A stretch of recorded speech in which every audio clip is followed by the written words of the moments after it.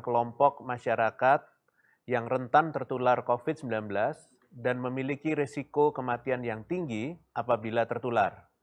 Menimbang hal tersebut di atas, pemerintah akan berusaha untuk menyelesaikan program vaksinasi lansia ini dalam waktu dekat untuk melindungi lansia di Indonesia dari ancaman COVID-19. Saya harapkan bagi masyarakat yang memiliki anggota keluarga yang masuk dalam golongan lanjut usia dapat membantu anggota keluarganya untuk mendaftarkan diri sebagai calon penerima vaksin. Selanjutnya, pemerintah secara resmi telah memperpanjang masa pemberlakuan program pembatasan kegiatan masyarakat atau PPKM dari tanggal 23 Februari hingga 8 Maret 2021. Sebagai tindak lanjut dari perpanjangan PPKM ini, Menteri Dalam Negeri telah mengeluarkan instruksi nomor 4 tahun 2021 yang harus ditindaklanjuti oleh gubernur dan kepala daerah di masing-masing daerah. Untuk menguatkan pelaksanaan PPKM mikro di desa atau kelurahan, maka pemerintah provinsi harus mengkoordinasikan data pemetaan risiko zonasinya di tingkat RT dan data penyaluran bantuan, beras ataupun masker, dan melaporkan secara berkala ke Satgas Pusat melalui Satgas Daerah. Selain itu, pemerintah provinsi dan kabupaten kota juga berperan membantu pembentukan dan mengawasi operasional pos komando di desa atau kelurahan. Tentunya keseluruhan tahapan ini dibantu oleh TNI dan Polri. Oleh karena itu, kerjasama seluruh sektor penting sehingga program PPKM Mikro tahap kedua ini dapat berhasil dalam mengendalikan pandemi COVID-19 di tingkat nasional. Kami juga kembali menghimbau masyarakat untuk disiplin menjalankan 3M dalam menjalankan aktivitasnya sehari-hari. Sebisa mungkin menghindari kerumunan dan juga hindari tempat-tempat yang memiliki potensi kerumunan. Saya harapkan pemerintah daerah dapat mencegah potensi kegiatan yang dapat memicu kerumunan. Jangan sampai ada penularan karena kelalaian akibat acara atau kegiatan apapun. Selanjutnya, kami akan sampaikan perkembangan kasus harian COVID-19, di mana terjadi penambahan kasus positif pada hari ini sebesar 9.775, di mana jumlah kasus aktif saat ini adalah 158.604 atau 12,2%, dan jumlah kasus sembuh kumulatif pada saat ini sudah menembus angka 1.104.990 atau 85,1%, di mana kasus sembuh di dunia adalah 78,21%. Sedangkan jumlah kasus meninggal adalah 35.014 atau 2,7%, di mana tingkat di dunia kasusnya adalah 2,2%. Pada hari ini saya akan menyampaikan terkait perkembangan kasus aktif, sembuh, meninggal, dan persen keterisian tempat tidur di rumah sakit rujukan di 7 provinsi yang melaksanakan PPKM, yaitu DKI Jakarta, Jawa Barat, Banten, Bali, Daerah Istimewa Yogyakarta, Jawa Tengah, dan Jawa Timur. Seperti yang kita ketahui bersama, saat ini PPKM di tingkat kabupaten kota telah memasuki tahap ketiga yang dilakukan bersamaan dengan PPKM Mikro hingga tingkat RT RW. Perkembangan kasus aktif secara umum di 7 provinsi ini masih menunjukkan fluktuasi, di mana rata-rata baru menunjukkan penurunan pada periode PPKM tahap ketiga.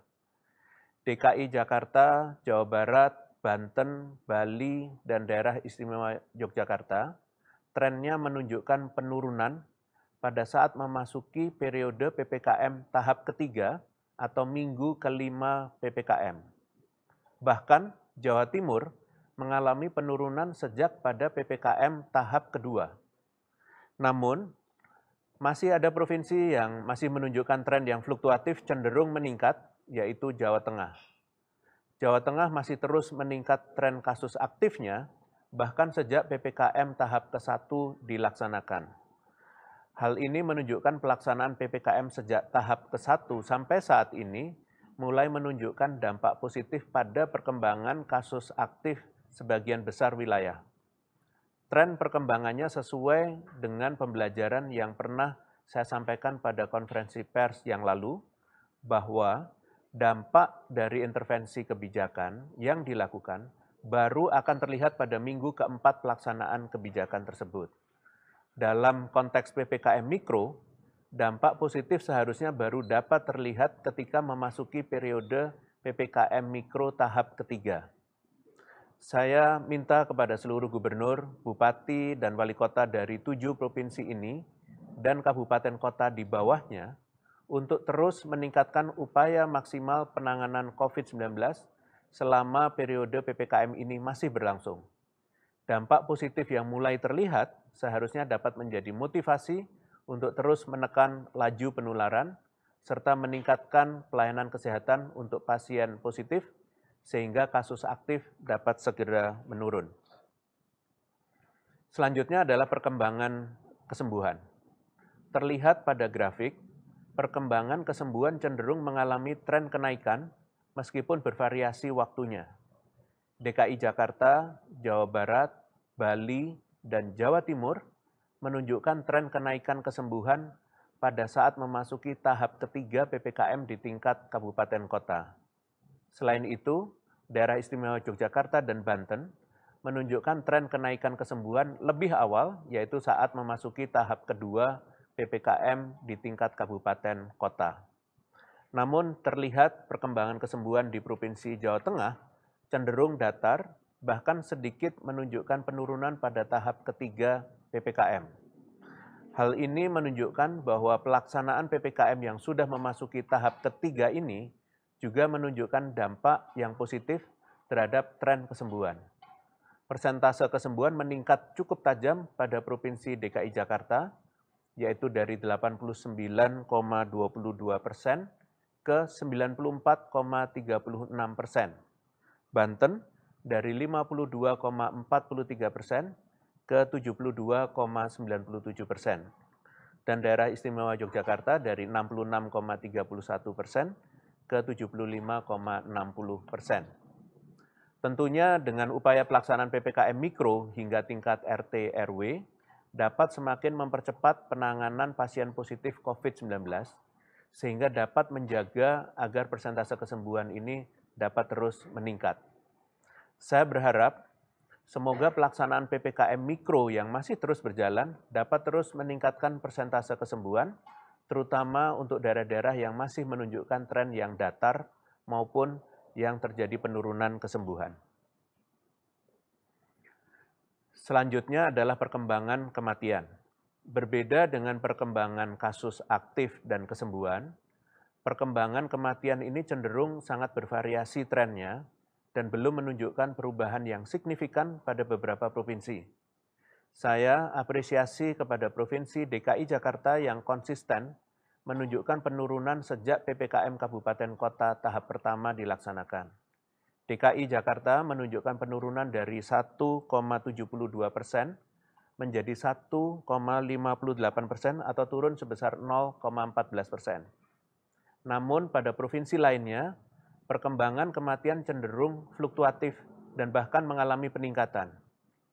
Provinsi Jawa Barat misalnya, meskipun trennya cenderung menurun sejak sebelum PPKM, namun sempat mengalami kenaikan pada periode PPKM tahap kedua.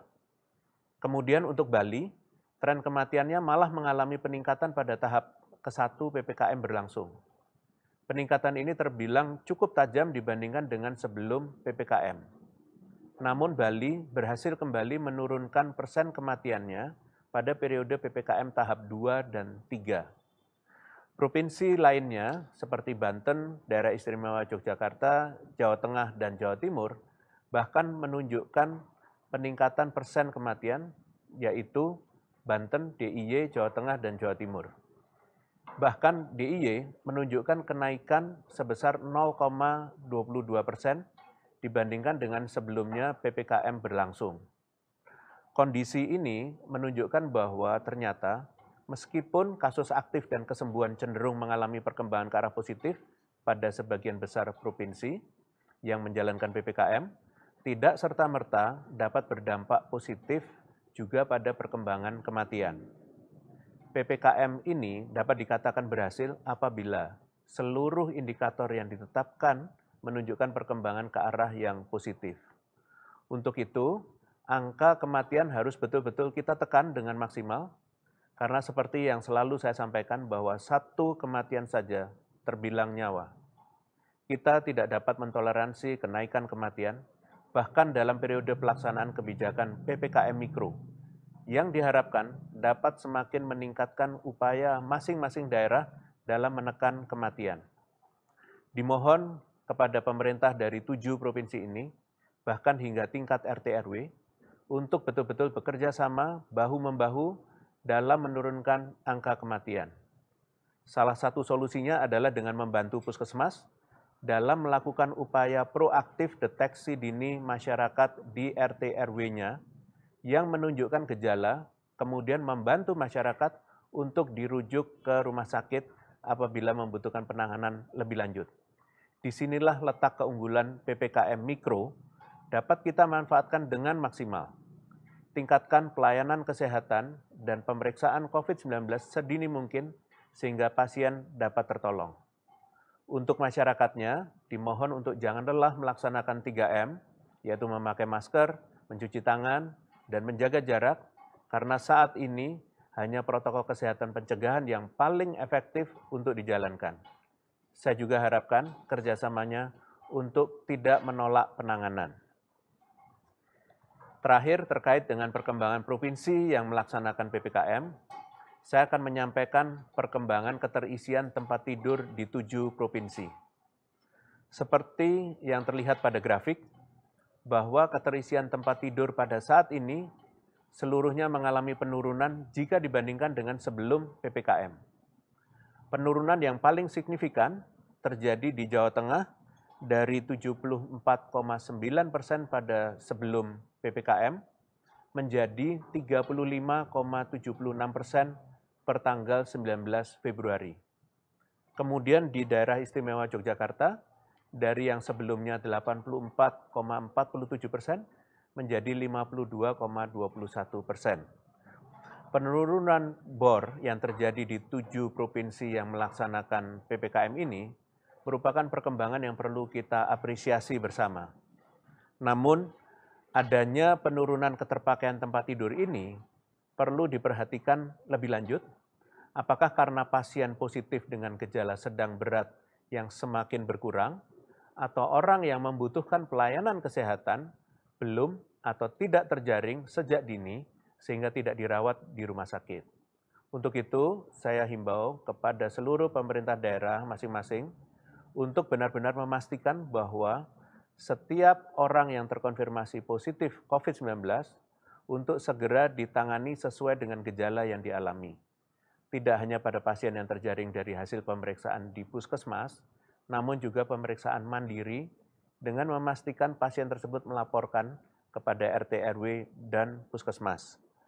Dengan begitu, pasien yang tidak bergejala atau bergejala ringan dapat melakukan isolasi mandiri dengan tetap dipantau, dan pasien yang bergejala sedang dan berat dapat segera ditangani secepat mungkin. Terkait dengan PPKM Mikro yang saat ini sedang berlangsung, dimohon kepada kabupaten kota yang membutuhkan bantuan dalam memperkuat puskesmas di daerah masing-masing untuk segera berkoordinasi dengan Satgas Pusat dan Kementerian Kesehatan. Selanjutnya saya akan menyampaikan perkembangan program vaksinasi yang dilakukan pemerintah pada tahapan sasaran prioritas masyarakat lanjut usia. Tahapan vaksinasi pertama kemarin kepada tenaga kesehatan berjalan dengan sangat baik. Kita patut apresiasi seluruh pihak yang berpartisipasi sekaligus menjadi acuan untuk mempertahankan bahkan lebih baik implementasi vaksinasinya di lapangan. Berdasarkan analisis data Satgas COVID-19, masyarakat lanjut usia di Indonesia ini sama dengan atau lebih dari 60 tahun ke atas, memang hanya menyumbang sekitar 10,7% dari seluruh kasus positif. Namun, yang perlu digarisbawahi adalah 48,3% dari kasus meninggal COVID-19 di Indonesia adalah dari masyarakat lansia. Hal ini dikarenakan seiring proses penuaan pada manusia, maka fungsi kekebalan tubuh pada manusia pun menurun. Kemudian, infeksi COVID-19 pada lansia seringkali diperparah dengan double burden, yaitu penyakit penyerta atau komorbid, seperti penyakit jantung dan pembuluh darah, penyakit pada saluran pernafasan paru-paru, ataupun gangguan pada ginjal. Mengingat rentannya risiko keparahan COVID-19 pada populasi lansia, maka pemerintah juga memprioritaskan vaksinasi kepada lansia sesegera mungkin.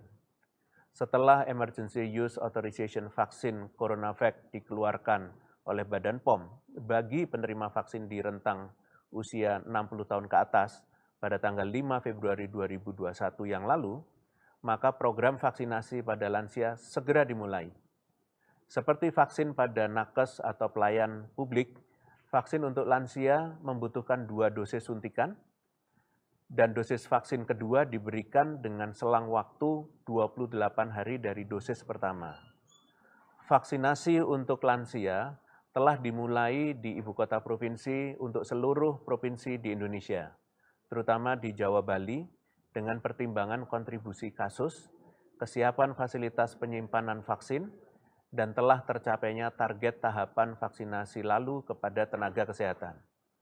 Vaksinasi dapat dilakukan melalui fasilitas kesehatan pemerintah maupun nantinya dengan organisasi lain yang bekerja sama dengan pemerintah.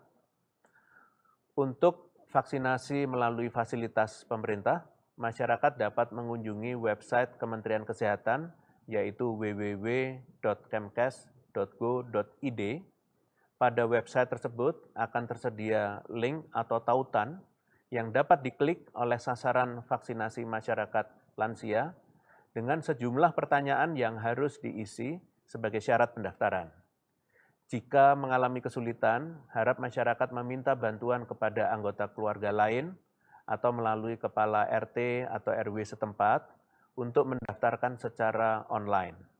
Setelah peserta mengisi data di website tersebut, maka seluruh data peserta akan masuk ke Dinas Kesehatan Provinsi masing-masing untuk selanjutnya ditetapkan jadwal dan termasuk hari, waktu, serta lokasi pelaksanaan vaksinasi.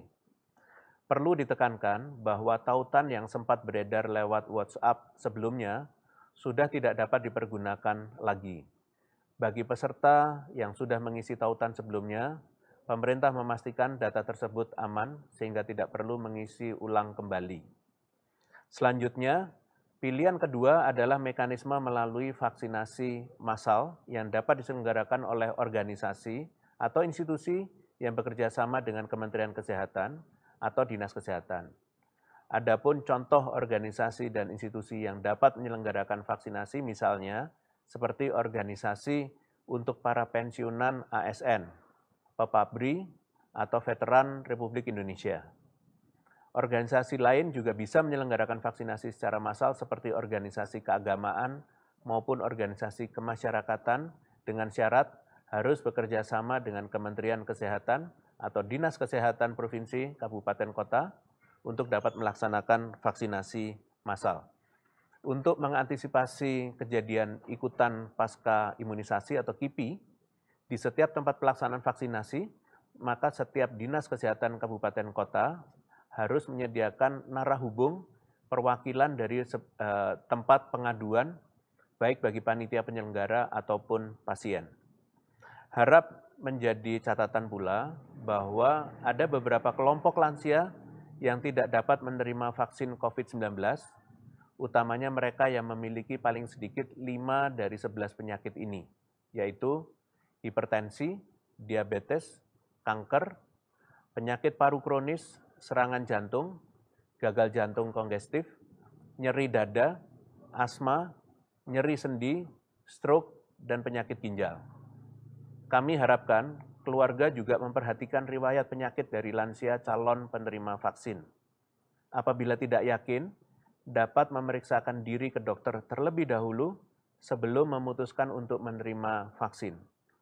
Mohon perhatikan jika keterbatasan yang dimiliki oleh masyarakat saat akan ikut program vaksinasi, seperti bantuan untuk proses pendaftaran bagi lansia atau masyarakat yang kesusahan akses, jarak Fasiankes dari domisili peserta vaksinasi, serta pemberitahuan jadwal vaksin agar masyarakat bisa mendapatkan giliran vaksin, mengikuti prosesnya dengan persiapan yang baik. Sekali lagi, saya ingatkan untuk mari kondusifkan jalannya vaksinasi tahap kedua ini. Mengantri bukan berarti harus berkerumun. Mohon kerjasamanya untuk setiap pihak yang terlibat, baik penyelenggara maupun penerimanya, untuk sama-sama saling menjaga ketertiban selama proses persiapan sampai dengan pasca vaksinasi. Dalam konferensi pers hari ini, saya juga ingin menyampaikan sekali lagi informasi singkat terkait mekanisme untuk masuk ke Indonesia dari luar negeri. Sekaligus saya harapkan dapat menjawab pertanyaan yang banyak beredar utamanya di media sosial terkait hal-hal ini, yaitu pertama adalah pertanyaan yang harus dicermati terkait dengan screening kedatangan pelaku perjalanan luar negeri ke Indonesia. Benar adanya bahwa dalam upaya screening yang selama ini berjalan, ditemukan adanya pelaku perjalanan luar negeri yang membawa hasil PCR swab negatif dari negara asal, dan kemudian ketika dilakukan rapid test PCR di Indonesia atau swab PCR, hasilnya positif. Yang perlu dimengerti adalah hal ini memang mungkin terjadi karena berbagai faktor seperti sampel swab PCR yang diambil terlalu awal pada masa inkubasi sehingga virus belum terdeteksi. Selain itu, terdapat juga kemungkinan terjadinya penularan antara masa tes di negara asal sebelum berangkat, yaitu 3 kali 24 jam, selama perjalanan, atau karantina. Penting juga diingat bahwa median masa inkubasi COVID-19 adalah 5 sampai dengan 6 hari. Proses screening dengan mewajibkan PCR 3 kali 24 jam sebelum jam keberangkatan pada saat tiba di Indonesia dan 5 hari pasca karantina adalah upaya untuk memastikan bahwa pelaku perjalanan internasional yang masuk ke Indonesia dalam keadaan sehat dan mencegah imported case. Pertanyaan berikutnya yang sering muncul adalah keterkaitan persyaratan administrasi saat berniat masuk ke Indonesia dan mekanisme isolasi. Penting untuk diketahui bagi WNI maupun WNA yang melakukan perjalanan internasional kembali masuk ke Indonesia untuk mengikuti seluruh ketentuan dan persyaratan di dalam surat edaran Satgas Penanganan COVID-19 yang saat ini berlaku, yaitu SE nomor 8 tahun 2021. Di dalam surat edaran ini diatur bahwa pelaku perjalanan internasional harus mematuhi protokol kesehatan dan memenuhi persyaratan administrasi yang sudah ditentukan, yaitu membawa hasil RT-PCR dari negara asal yang sampelnya diambil dalam kurun waktu 3 kali 24 jam. Selain itu, sebagaimana yang tertuang dalam SK nomor 9 tahun 2021, disebutkan bahwa seluruh pelaku perjalanan juga diwajibkan melakukan karantina selama 5 kali 24 jam di tempat yang sudah ditentukan, seperti Wisma Atlet Pademangan bagi WNI, pekerja migran, pelajar atau mahasiswa, dan pegawai pemerintah dengan biaya ditanggung pemerintah, atau di tempat akomodasi yang memperoleh sertifikasi dari Kementerian Kesehatan bagi WNI di luar kriteria yang tadi saya sebutkan, dan WNA dengan biaya sendiri. Selanjutnya, apabila dalam pemeriksaan RT-PCR saat waktu kedatangan di Indonesia ditemukan hasil positif COVID-19, maka pelaku perjalanan internasional akan dilakukan perawatan di rumah sakit yang biayanya akan ditanggung pemerintah bagi pelaku perjalanan WNI dan dengan biaya mandiri bagi pelaku perjalanan WNA. Sekali lagi, harap menjadi perhatian bahwa ada perbedaan mekanisme pembiayaan untuk golongan yang berbeda. Saya harap rekan-rekan media dapat membantu menyampaikan pesan ini agar informasinya dapat diterima dengan jelas oleh masyarakat untuk menghindari kesalahpahaman. pertanyaan terakhir yang secara singkat ingin saya klarifikasi adalah terkait reinfeksi. Mungkin ada beberapa pelaku perjalanan yang sebelumnya telah sembuh dari COVID-19, namun didapati positif kembali saat diperiksa sebelum masuk ke Indonesia. Berdasarkan studi ilmiah, hal ini memang mungkin terjadi. Pada prinsipnya, infeksi pada setiap orang menimbulkan efektivitas antibodi yang berbeda-beda, baik dari kadar maupun jangka waktunya. Virus SARS-CoV-2 adalah tipe virus corona yang baru, sehingga imunitas yang terbentuk setelah terpapar masih menjadi tanda tanya bagi para ilmuwan, sehingga hasil studi tersebut masih bersifat dinamis. Namun perlu diingat, reinfeksi ini dapat terjadi karena berbagai hal.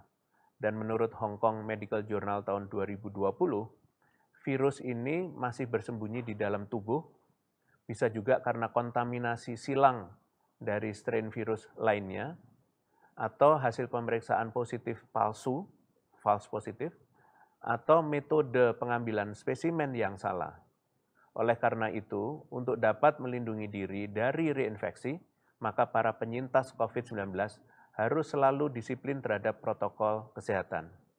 Saya harap informasi ini dapat membantu masyarakat untuk lebih mengerti upaya surveillance yang dilakukan oleh pemerintah di pintu masuk Indonesia.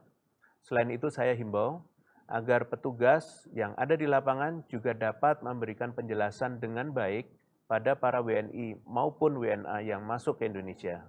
Harapannya agar para pendatang mengerti persyaratan apa saja yang harus ditaati sebelum dan saat masuk di Indonesia.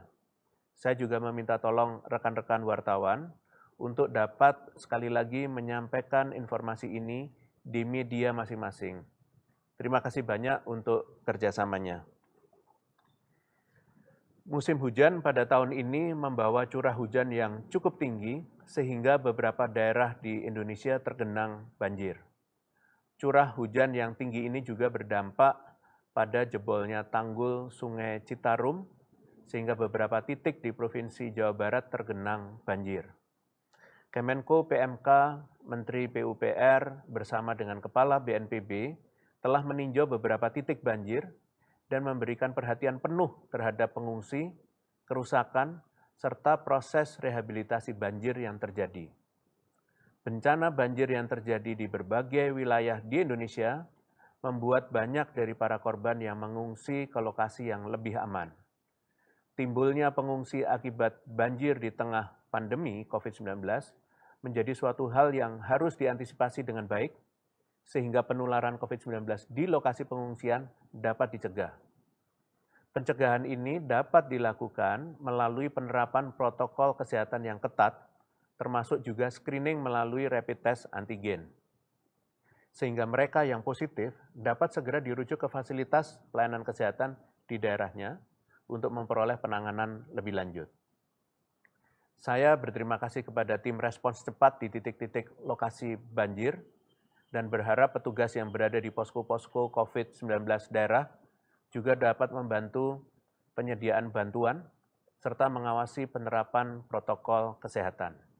Saya paham bencana alam akan membawa tantangan tersendiri, tapi saya berharap kita dapat bergotong royong semaksimal mungkin untuk mencegah terjadinya penularan COVID-19. Semoga bencana banjir yang sedang dihadapi di beberapa provinsi ini dapat segera teratasi. Sekian konferensi pers pada sore hari ini dan akan dilanjutkan dengan tanya jawab media. Terima kasih. Terima kasih Prof. Ada beberapa pertanyaan. Yang pertama dari Laras TV One. Bagaimana tanggapan terkait vaksin Nusantara? Apakah pemerintah berencana memasukkan vaksin Nusantara dalam program vaksinasi nasional yang bisa didapatkan masyarakat secara gratis? Terima kasih. Baik, terima kasih TV One. Pada prinsipnya pemerintah terbuka untuk seluruh pengembangan vaksin dalam negeri.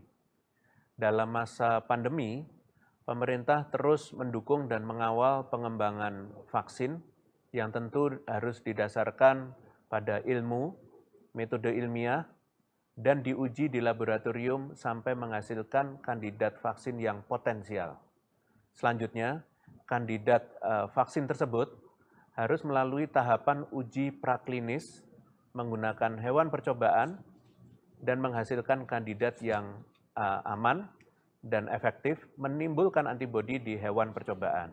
Terakhir, kandidat vaksin tersebut harus memasuki tahapan uji klinis yang dilakukan pada manusia dan melibatkan Badan POM. Seluruh proses pengembangan vaksin harus dipublikasikan sesuai dengan kaidah ilmiah. Pemerintah berharap semua pengembangan vaksin yang ada di Indonesia dapat sejalan dengan prinsip-prinsip ini. Terima kasih.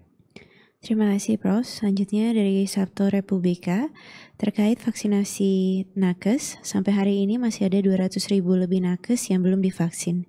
Jika laju vaksinasi tidak ditingkatkan, maka target vaksinasi nakes rampung Februari bisa tidak tercapai. Apa saja kendala di lapangan, dan apa kiat pemerintah mengenjot vaksinasi yang lajunya masih lambat ini? Baik, terima kasih Republika. Jadi ada beberapa hal yang membuat tenaga kesehatan belum semuanya dapat divaksin. Bisa terkait mekanisme vaksinasi, mulai dari registrasi, pelaksanaan, juga sosialisasi program vaksinasi yang targeted. Untuk pihak penyelenggara fasilitas kesehatan, mohon untuk dapat menjamin setiap tenaga kesehatannya telah tervaksinasi melalui pencatatan dan vaksinasi yang terjadwal. Mohon penyelenggara vaksinasi juga memperhatikan kendala yang dihadapi petugas kesehatan dalam mengakses vaksinasi seperti kesulitan akses, jarak fasilitas pelayanan kesehatan dari domisili peserta vaksinasi, serta pemberitahuan jadwal vaksin agar masyarakat yang mendapatkan giliran vaksin bisa mengikuti prosesnya dengan persiapan yang baik. Terima kasih. Terima kasih, Prof. Yang selanjutnya, sosialisasi vaksinasi untuk lansia juga dianggap belum optimal. Masyarakat di daerah bingung alur pendaftaran vaksin untuk lansia ini. Bagaimana respons Satgas? Mungkinkah opsi vaksinasi door-to-door untuk dilakukan? Terima kasih. Baik, untuk saat ini vaksinasi hanya dapat dilakukan di fasilitas kesehatan, baik itu di puskesmas maupun di rumah sakit. Pemerintah juga terus melakukan sosialisasi program vaksinasi bagi lansia melalui berbagai media. Program vaksinasi bagi lansia dilaksanakan melalui 2 mekanisme, yaitu pertama melalui fasilitas kesehatan masyarakat, baik itu puskesmas maupun rumah sakit pemerintah. Dan untuk metode ini, lansia cukup mendaftar di website Kementerian Kesehatan. Kami harapkan Dinas Kesehatan, fasilitas pelayanan kesehatan di daerah, serta posko Satgas di daerah sampai pada level RT RW juga bisa membantu mengkoordinir pendaftaran vaksinasi lansia, terutama bantuan bagi masyarakat yang kesusahan mengakses laman pendaftaran. Metode kedua adalah melalui program vaksinasi massal oleh organisasi dan instansi. Untuk metode kedua ini, organisasi atau instansi dapat bekerja sama dengan Kementerian Kesehatan atau Dinas Kesehatan untuk melakukan vaksinasi massal untuk peserta lanjut usia.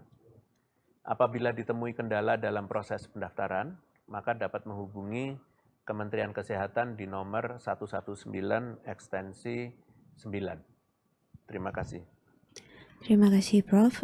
Selanjutnya, tren COVID-19 naik kembali. Dalam sepekan terakhir, jamak ditemukan penambahan kasus 9-10 ribu per hari. Padahal 2 pekan lalu sempat turun ke 6-8 ribu kasus per hari.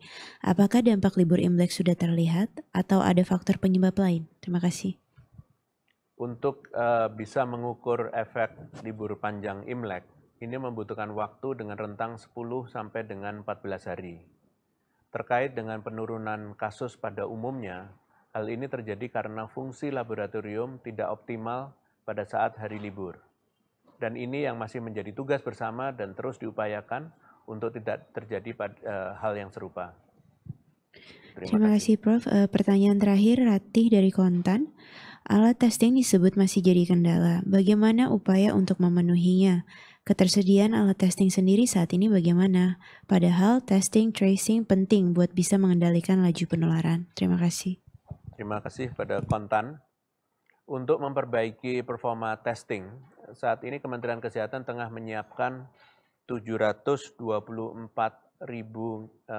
kit stok siap kirim dan terdapat 1 juta kit donasi dari WHO untuk pengoptimalan testing.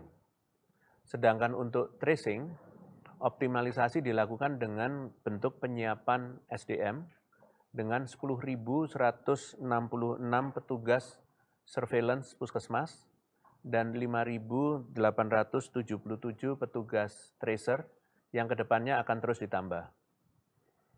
Pemerintah juga membuat indikator kinerja petugas tracer agar proses penelusuran dapat berjalan dengan optimal. Kedua sumber daya tersebut akan didistribusikan sesuai dengan kebutuhan masing-masing daerah agar dapat mencapai testing yang target dan penelusurannya lebih luas. Demikian, terima kasih atas pertanyaan dari media. Dengan demikian telah berakhir konferensi pers pada sore hari ini. Terima kasih, selamat sore. Wassalamualaikum warahmatullahi wabarakatuh.